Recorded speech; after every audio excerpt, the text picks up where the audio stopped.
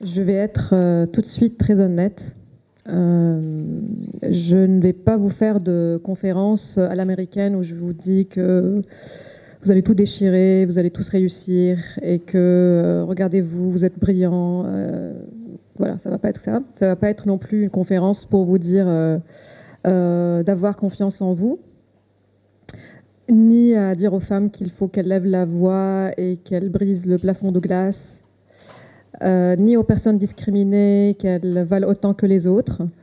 Je vais vous demander de regarder à droite et à gauche et en fait vous allez voir une évidence, c'est que vous n'êtes pas égaux, tout simplement.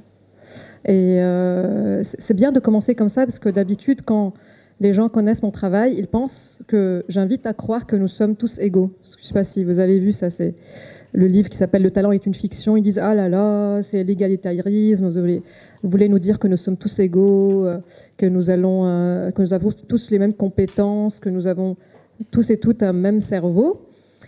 En fait, pas du tout. Comme ça, c'est clair depuis le départ. Ce n'est pas du tout ce que je défends, parce que ce serait hypocrite de le dire. Si vous regardez autour de vous, vous allez voir que vous n'avez pas physiquement la même apparence. Et implicitement et inconsciemment, vous savez que cette apparence vaut quelque chose, ce qu'on appelle le pretty privilege. Je ne sais pas si ça vous dit quelque chose. Vous savez que vous allez avoir plus de facilité si vous êtes considéré attirant, que à l'échelle universelle, vous avez plus de chances d'être recruté si vous êtes de grande taille. Ça n'a rien à voir avec vos compétences. Les femmes, quand elles sont jolies, elles ont plus de chances d'être considérées compétentes, mais sauf si elles sont trop jolies. Il faut être trop belle, mais pas trop.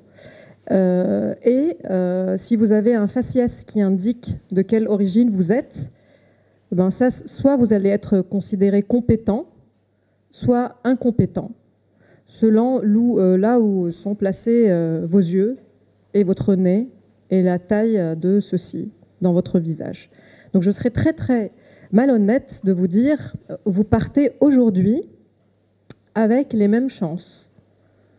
Et je serais aussi malhonnête de vous dire qu'on a réussi dans la société à créer une institution qui neutralise les différences de chances que vous avez, les différences de conditions que vous avez.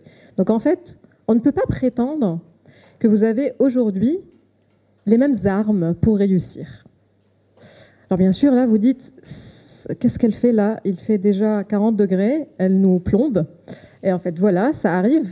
La sortie de ce gouffre de pessimisme, c'est que quand on prend conscience de la différence des conditions, c'est là qu'on peut commencer à espérer s'en émanciper.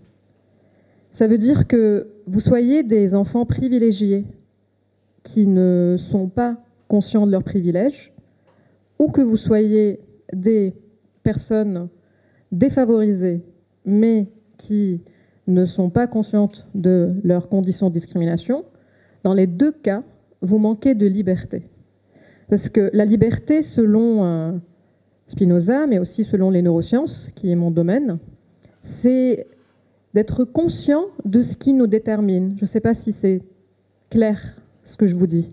Ça veut dire que, par exemple, je sais que j'ai un tic de langage et je tente de l'éviter. C'est là où je prends la marge de manœuvre contre ce tic de langage. Mais de la même manière, quand je me dis, socialement, je suis située là, physiquement, je suis située là, et c'est de là que je veux m'émanciper. Je ne suis pas dans l'illusion que je vais me faire de moi-même, qu'un jour vous allez être des entrepreneurs, vous allez faire des profils Instagram dans lesquels vous allez dire que j'ai été déterminée et j'ai brisé toutes les barrières et je vais vous donner des leçons de vie à tous ceux et celles qui ne bougent pas assez le matin pour aller travailler. Je ne sais pas si vous le connaissez, ces personnes qui regardent leur vie et qui considèrent qu'elles sont des self-made parce qu'ils ont eu soit le talent, soit parce qu'elles ont travaillé plus que les autres. Là encore, vous dites, mais qu'est-ce qu'elle nous raconte? C'est la première semaine d'université, elle est en train de nous dire, ça sert à rien de travailler, ça sert à rien, et ce talent n'existe pas. Ben si, en fait, ça sert à quelque chose de travailler. Sauf qu'il faut être aussi conscient qu'il faut travailler dans les bons dispositifs. Et je vais essayer de vous en donner quelques-uns, des vrais dispositifs qui font la différence. Alors bien sûr, le premier dispositif qui va vous permettre de réussir, c'est de bien être. Voilà, ça c'est pas de votre contrôle. Ça veut dire que si vous êtes né dans une famille qui vous donne des privilèges de connaissances, d'informations, de modèles, d'amour aussi, de soutien, bah vous avez en fait une place beaucoup plus en avance dans la course que vous allez mener. Ça veut dire, imaginez, vous avez une course et vous commencer à 50 mètres de la fin.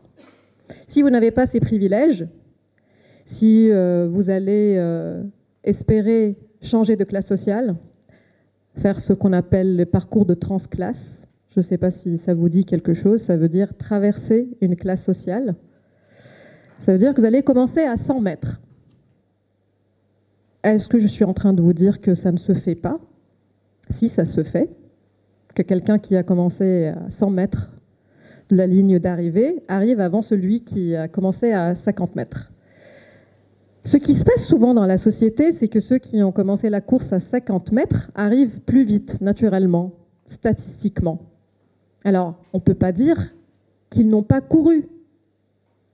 C'est en ça aussi qu'on ne peut pas nier que le travail est nécessaire.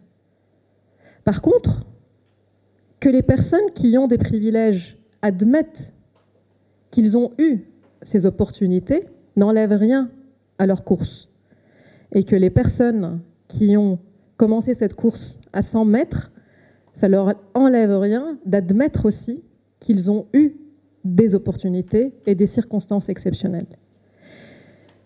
Alors, si on doit imaginer que vous avez les outils pour savoir calculer où êtes-vous situé aujourd'hui par rapport à tous ceux qui vous entourent, pas seulement dans cette université, à tous ceux qui vous entourent dans la compétition sociale en général pour les positions à laquelle vous voulez arriver, ça veut dire que vous allez mener ce chemin en conscience. Et c'est avec cette conscience que vous pouvez vous émanciper des discriminations que vous portez. Alors du coup, Mimi, vous me dites, mais bon, il y a quand même des positions sociales qui sont limitées. Quand même, il faut quand même qu'on arrive à gagner dans cette compétition sociale, qu'on arrive à acquérir des positions. Est-ce que vous êtes en train de nous dire que ça ne sert à rien de se battre?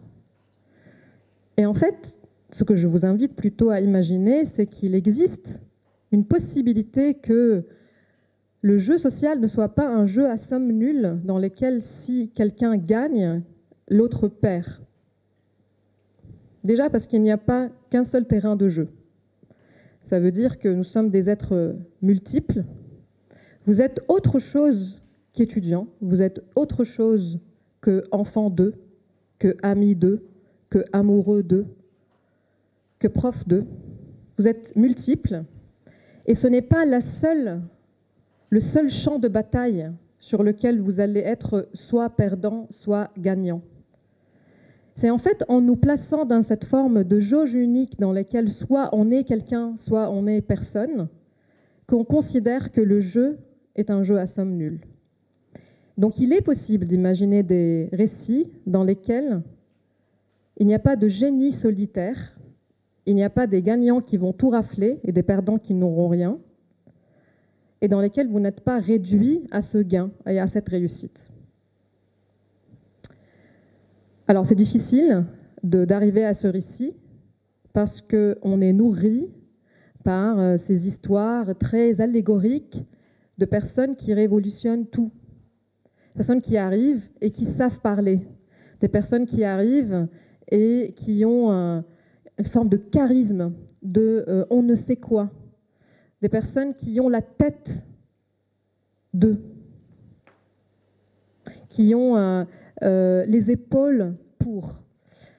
Et en fait, si on regarde honnêtement les biographies de toutes les personnes que vous avez maintenant à l'esprit, si je vous invite à penser à un ou une génie, vous trouvez c'est un peu difficile de dire une génie parce que historiquement c'est les génies masculins qu'on a retenus. Et en fait, je vous invite à regarder leur biographie. Vous allez voir que ça a toujours été une œuvre collective. Il n'y a jamais eu de Archimède dans une baignoire qui crie Eureka parce qu'il a découvert la poussée. Il n'y a jamais eu Mozart à 5 ans qui écrit un concerto tout seul comme ça parce qu'il adore faire ça. Il n'a jamais eu Steve Jobs dans un garage. Il n'y a jamais eu Stephen Hawking qui d'un coup il s'est dit si, la trou noir, je vous dis, ça existe. Ça ne s'est jamais produit comme ça. Ça a toujours été une contingence culturelle, historique, géographique et collective. Toute innovation repose sur l'interdépendance, repose sur un travail invisible de beaucoup de personnes tout au long de l'histoire qui précède la création et l'innovation. Et donc j'admets que quand je vous dis que le génie n'existe pas, ou que le génie individuel n'existe pas, je brise cet attachement, comme si je vous dis que le Père Noël n'existe pas version adulte. Mais les histoires sont beaucoup plus fascinantes quand on réalise à quel point on dépend les uns des autres.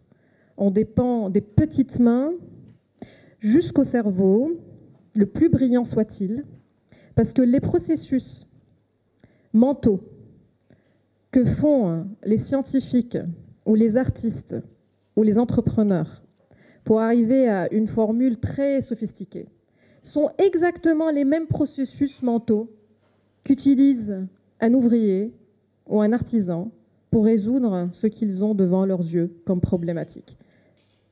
Il faut partir du postulat que si on ne produit pas les mêmes choses, nous avons tous des cerveaux capables de passer d'un point où on ne sait pas à un point où on sait. Et ce passage est égal. Le titre de votre livre, c'est « Le talent est une fiction ».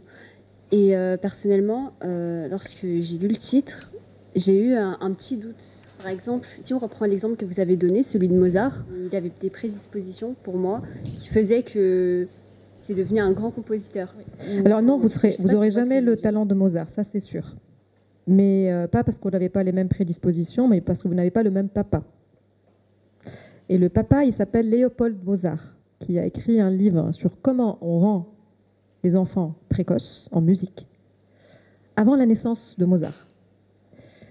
Et il avait une fille. Il avait essayé de faire ça avec la fille, mais il ne voulait pas d'une fille, il voulait que ça soit un garçon.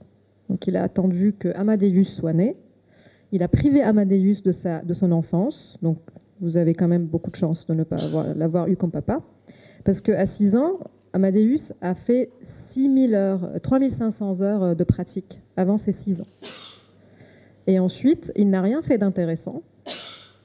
Rien fait d'intéressant comparé aux vidéos d'enfants asiatiques que vous pouvez chercher sur YouTube aujourd'hui. Au même âge, Mozart, il faisait moins bien qu'eux, sauf qu'on ne crie pas au génie. Pourquoi? Parce qu'ils sont très nombreux. Et là, je vous invite à regarder Enfant 3 ans, Pékin. Vous allez voir. Sauf que, à l'époque, ce dispositif n'était pas généralisé. Ça veut dire qu'on va regarder cette chose que cette personne, d'ailleurs, encore une fois, il n'a rien fait d'intéressant, de très intéressant, de ce qu'on appelle aujourd'hui musicalement du Mozart, avant ses 16 ans. Ça veut dire avant qu'il a baigné dans cette culture très exceptionnelle, dans laquelle qui vient boire le thé à la maison? Les enfants de Bach et les enfants de Haydn. Ça, c'est les copains de papa.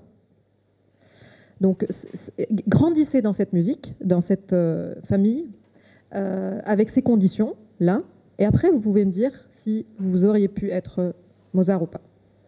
Tant qu'on n'a pas les mêmes conditions, on ne peut pas faire la comparaison.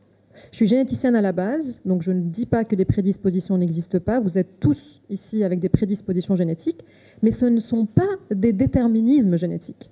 Ça veut dire que sans l'environnement, ça n'existera pas. Messi, je ne sais pas si vous aimez Messi, il a tout génétiquement pour ne pas être un sportif. il a pris 8 ans d'injection d'hormones de croissance pour atteindre la taille qui lui permet d'aller dans un club de football. Alors ça, c'est pourquoi Messi? Parce qu'il adore faire ça. Le désir est encore plus intéressant que les prédispositions. Donc si vous voyez pas fait parce que vous n'avez pas la tête de l'emploi de quelque chose, mais vous avez le désir, dites-vous que vous avez quelque chose de beaucoup plus intéressant que les prédispositions génétiques. Et je ne pense pas que Mozart a aimé sa vie d'ailleurs. J'espère pour lui, mais c'était pas joyeux comme vie non plus. Donc à quoi ça sert une vie que nous admirons, mais qui a été mal vécue ?